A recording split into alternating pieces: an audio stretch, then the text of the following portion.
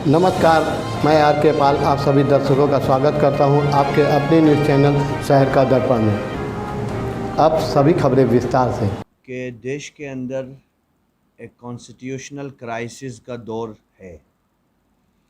भारत एक लोकतांत्रिक मूल्यों पर चलने वाला राज्य है। 1947 में जब हमने आज़ादी हासिल की थी तो उस वक्त हमारे बड़ों ने मिल कर के एक संविधान बनाया था, एक कॉन्स्टिट्यूशन बनाया था, और उस वक्त ये तय किया गया था कि इस देश का भविष्य इसी संविधान पर निर्भर होगा। इसी संविधान के रास्ते पर चल कर के भारत को विश्व गुरु बनाया जाएगा। और उसका संकल्प सब ने लिया था, मेजॉरिटी ने भी लिया था, माइनॉरिटी ने भी लिया था, और यह सामूहिक तौर पर निर्णय लिया गया था कि इस देश में पैदा होने वाला हर व्यक्ति संविधान को अपना सबसे बड़ा रास्ता चुनेगा और उसी पे चलकर देश की सेवा करेगा। रिसेंट में देश के अंदर जो सिचुएशन पैदा की जा रही है, मैं उसके बारे में ये ज़रूर कहना चाहूँगा कि वो संयोग नहीं है बल्कि वो प्रयोग है।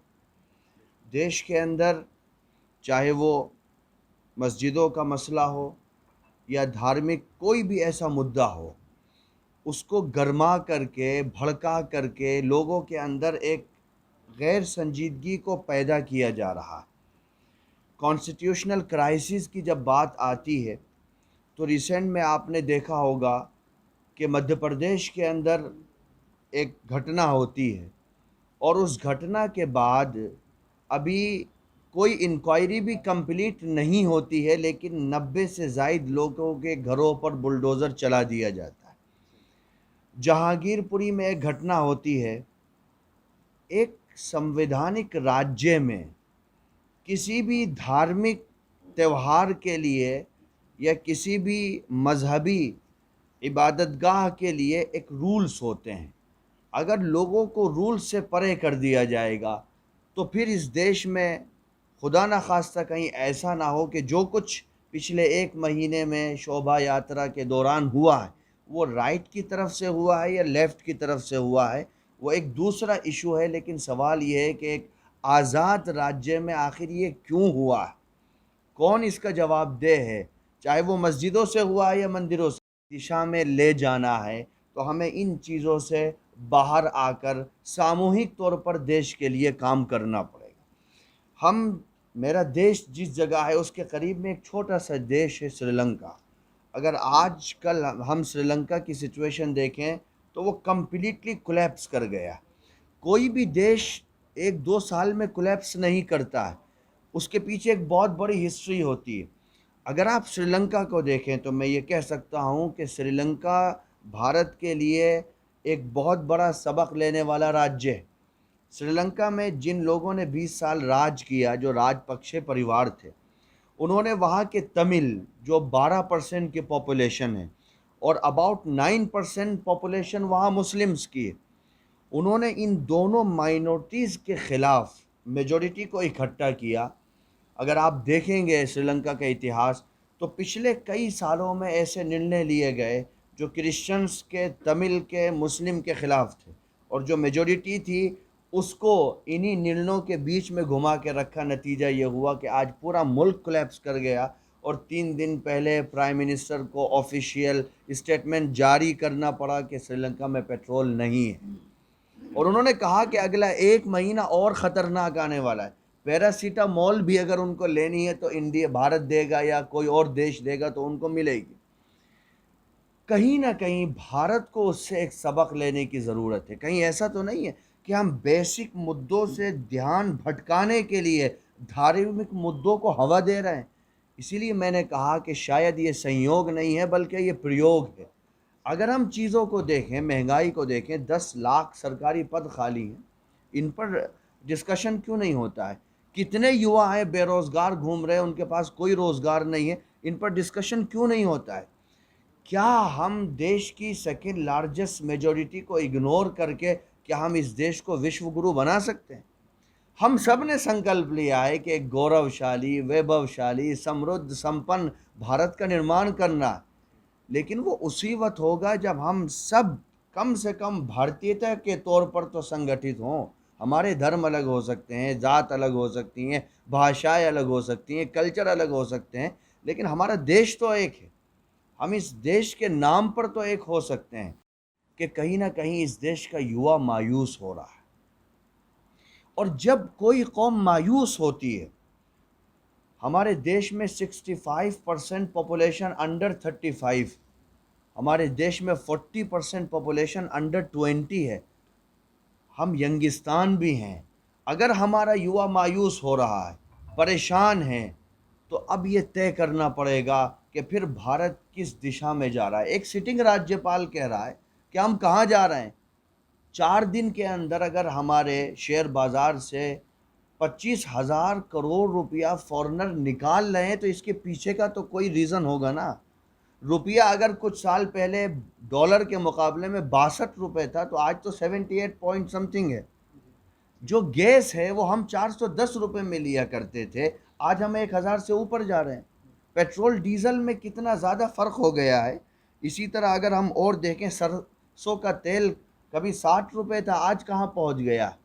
और लोगों की इनकम नहीं बढ़ी है, इनकम का जो लेवल है वो वही है जो आज से 8 साल पहले, 10 साल पहले, 6 साल पहले था, लेकिन हमारे खर्चे इतने बढ़ गए हैं। ये बेसिक मुद्दा है। अगर हम युवाओं को दिशा नहीं दे पाएंगे, हम युवाओं को मायूसी से बाहर नहीं निकाल पाएंगे, तो मैं आपको लिख करके दे रहा हूँ कि हम महात्मा गांधी, मौलाना आज़ाद के विचारों वाले भारत का निर्माण नहीं कर पाएंगे। मैं कोट करता हूँ वाजपेयी जी के एक भाषण को, उन्होंने पार्लियामेंट में कहा था कि सत्ता आती है, जाती है, हुकूमतें बनती हैं, बिगड़ती हैं, लेकिन इस देश का संविधान अटल। संसद का भी इशू है, आपने देखा हो उत्तराखंड में धर्म संसद हो, उसमें एक कॉमन मानव के कत्लेआम छत्तीसगढ़ में हुई, तो फिर वो जो गाली देने वाली एक सभा में आ गया। सिस्टम का फेलियर सामूहिक तौर पर पूरे देश कि हम आज भी ये कह जिंदा हैं, आपके कातिल जिंदा। और हम भी मानते हैं कि 93 में शिकागो स्वामी विवेकानंद ने कहा, देश तो वो देश है, किसी पर भी किसी भी परसिक्यूशन हो तो वो भारत। तो उस देश में आ रहा है सत्य अहिंसा का, उसको आप उसको हिंसा का प्रतीक। तो ये जो और कहीं ना कहीं हैं, उनका नहीं है। अगर सरकार है और कॉन्स्टिट्यूशन की है, तो इस देश में किसी की भाषा का प्रयोग कर सकते। ये सिर्फ मुसलमानों का ही है। आज श्रीलंका में धर्म के नाम पर रखा गया 20 साल तक 40 मेंबर हो चुके हैं, राजपक्ष चुका है। वो कोलंबो से दो एक सेना अपनी पनाह लिए हुए हैं, जो 2 मरतबा राष्ट्र मंत्री हो, उसको छोड़ना में तमिल या कृषि है। तो इस मिल करके उन मुद्दों पाकिस्तान जाना होता तो 47, अब क्यों जाएंगे। देश है, हमने इस देश को, देश में पैदा हुए हैं, इसी मैं नहीं समझता कि किसी की औकात। हम की संस्कृति के साथ, तमद्दुन सकाफत के साथ, अपनी रिलीजियस आइडेंटिटी, संविधान के आर्टिकल फ्रीडम ऑफ रिलीजन की बात, उससे मेरी मस्जिदों को दाढ़ी को, कुर्ते को नहीं छीन सकता इस देश। अगर कोई इसका, मैं समझता हूँ कि उसका पागल का कोई नतीजा निकलने वाला है।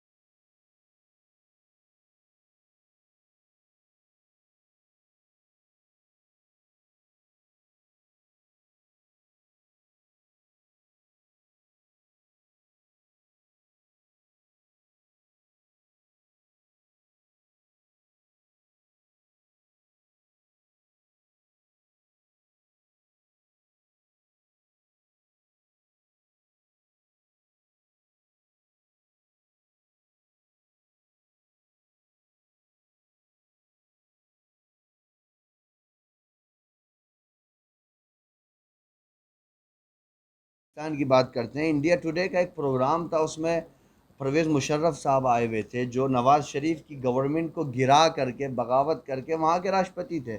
और वो फ़ौज के भी जनरल थे। तो उनसे उस वक्त भी महमूद मदनी साहब ने एक बड़ी मीटिंग में ये बात कही थी कि आप मुसलमानों की प्रॉब्लम्स इंडिया में जो है उसकी चिंता मत करिए, आप अपने देश को देखिए, हम अपनी प्रॉब्लम सॉल्व करने में भारत के अंदर सक्षम हैं। और वो उनकी गुफ्तगू एक एक राज्य के राष्ट्रपति के साथ थी। आज तो कोई एमएलए से बात कर ले तो उसकी औकात नहीं होती है, एक राज्य के राष्ट्रपति के साथ, और वो भी राष्ट्रपति वो नहीं जो वोट के जरिए से इलेक्ट हो, एक प्रधानमंत्री की कुर्सी गिरा करके वो बनाओ। तो हमने तो उस वक्त भी कहा था इस देश के मान देखिए, हम भारत की एकता, अखंडता और संप्रभुता पर कोई समझौता नहीं कर सकते। मेरा देश है, हम इसी मिट्टी से पैदा हुए हैं, इसी मिट्टी में जाएंगे। और हम फिर एक बात को रिपीट करते हैं कि लेकिन हम अपनी रिलीजियस आइडेंटिटी के साथ में ही इस देश में रहें। कोई हालात ख़राब हों, मुल्क के अंदर एक सिचुएशन हो, गृह युद्ध की तरफ हम जाएं, मैं नहीं समझता कि इससे कोई नतीजा निकलने वाला। हम विकास की यात्रा पर चलें। 21वीं सदी में सारी दुनिया धर्म को पीछे छोड़कर आ गई है और हमने राजनीति का केंद्रीय धर्म को बनाया हुआ। तो ये एक चिंता का विषय है। उस पर कई राज्यों में अमल भी हुआ है। कर्नाटका, मैं अभी तमिलनाडु कर्नाटका से आ रहा हूँ 3-4 दिन पहले, तो वहाँ पर भी मुसलमानों ने उसको फॉलो किया है। उसमें सिर्फ एक बात है कि जो भी लॉ है वो सिर्फ मुस्लिम्स के लिए नहीं है, या सिर्फ मुस्लिम्स की जो रिलीजियस प्लेसेस हैं उनके लिए नहीं है, वो सामूहिक तौर पर सब के लिए है। तो उसको उसी तरीके से सरकार को लागू भी कराना चाहिए। बहुत से ऐसे मसले हुए हैं पास में, सभी ने देखा है कि किस तरीके से गरीब तबके के मुसलमानों को मारा गया, जेलों में डाला गया। बहुत सारे ऐसे मामला हुए जो अपना केस नहीं लड़ सकते हैं, जिनके पास स्थितियाँ नहीं अच्छी हैं। उसके लिए आपने क्या सोचा, उनके केस कैसे लड़े जाएंगे, उनकी स्थिति को कैसे? बहुत से लोग बहुत सारे मामले ये जो हमारे साथ एक मिनट ये जो हमारे साथ बैठे हुए हैं, ये सारे लोग वो हैं जो इस काम को मजबूती के साथ करते हैं। और ये वो हैं जिन्होंने उत्तर प्रदेश गवर्नमेंट के ख़िलाफ़ जो कुर्की का आदेश हुआ था, इन्होंने ही उस पर स्टे लिया था हाई कोर्ट में। और ये जितने भी मेरे साथी बैठे हैं ये सब इस पर काम करते हैं। मैं चाहूँगा आप ब्रीफ करें। सबसे पहले जो चीज़ें आप ये कंफ्यूज देखते रहिए शहर का दर्पण न्यूज़, क्योंकि खबरों की नब्ज़ पहचानते हैं हम। फिर अगले बुलेटिन में मुलाकात होगी, तब तक के लिए नमस्कार।